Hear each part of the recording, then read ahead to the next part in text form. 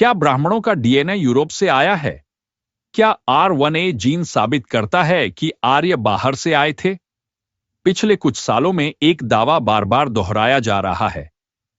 ब्राह्मणों का gene European है। सोशल मीडिया पर ग्राफ घूम रहे हैं, मानचित्र दिखाए जा रहे हैं और कहा जा रहा है, ये रहा सबूत। लेकिन क्या आपने कभी खुद उस रिसर्च को पढ़ा है? क्या R1A सच में विदेशी जीन है या कहानी उससे कहीं ज्यादा जटिल है? क्या R1A जीन आर्य आक्रमण का सबूत है या ये पूरी कहानी आधी सच्चाई और आधा भ्रम है? आज हम भावना नहीं, सिर्फ विज्ञान की बात करेंगे। R1A आखिर है क्या? सबसे पहले समझिए, R1A कोई जाति नहीं है। R1A कोई धर्म नहीं है। R1A कोई नस्ल नहीं है। R1A एक Y क्रोमोसोम हैप्लोग्रुप है। Y क्रोमोसोम केवल पिता से बेटे में जाता है। मतलब ये आपकी पूरी वंशावली नहीं दिखाता।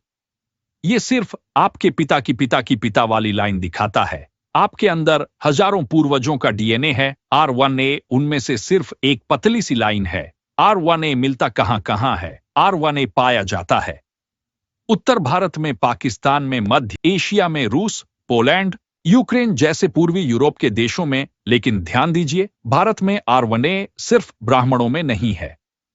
ये मिलता है कई क्षत्रिय समूहों में, ओबीसी समुदायों में, कुछ आदिवासी समूहों में भी। तो ये एक जाति का जीन नहीं है। इसकी उम्र कितनी है?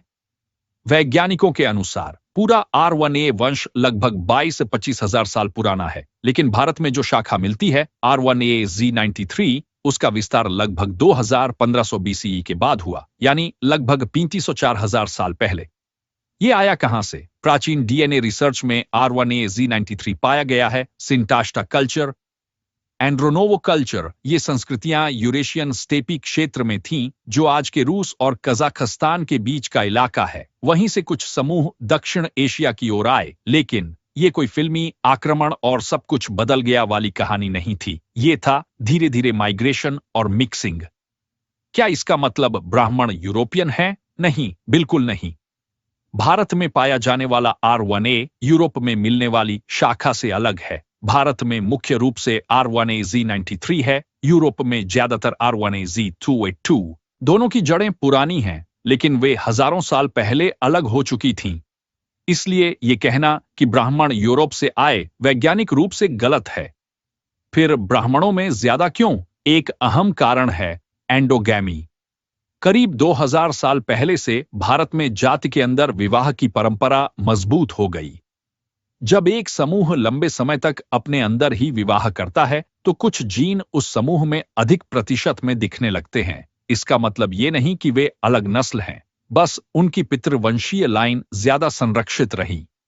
निष्कर्ष, सच्चाई क्या है? R1A एक पितृवंशीय जीन लाइन है। इसकी एक शाखा लगभग 4000 साल पहले भारत में फैली। ये केवल ब्राह्मणों में नहीं, कई समुदायों में है। आधुनिक भारतीय एक मिश्रित आबादी है। भारत का इतिहास किसी एक नस्ल की कहानी नहीं है। ये है हजारों साल की परतों का मिश्रण। अगर आपको सच जानना है तो भावनाओं से नहीं, सबूतों से जुड़िए। इतिहास को राजनीति से अलग रखिए। और अगर आप चाहते हैं कि ऐसे विषयों पर तथ्यों के साथ बिना डर के चर्चा होती रहे, तो इस वीडियो को शेयर कीजिए, चैनल को सब्सक्राइब कीजिए, क्योंकि सच की खोज आसान नहीं होती, लेकिन जरूरी होती है। अगर आप चाहते हैं कि ऐसी सच्चाइयां और लोगों तक पहुंचें, तो इस वीडियो को यहीं रुकने मत दीजिए। वीडियो को लाइक कीजिए, चैनल को सब्सक्राइब कीजिए और इस कहानी को ज्यादा से ज्यादा लोगों तक शेयर कीजिए। यह चैनल बिना किसी स्पॉन्सर और बिना किसी पेड प्रोपेगेंडा के चलता है।